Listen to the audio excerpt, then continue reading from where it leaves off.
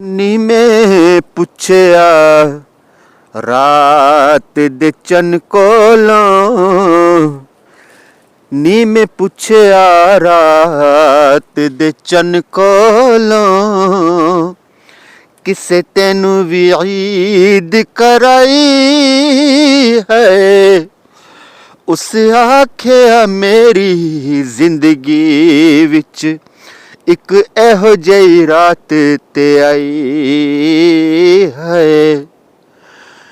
उस मुल्क अरब दे माही ने जद अपनी उंगल भवाई है, उस उंगल दे राज इशारे ते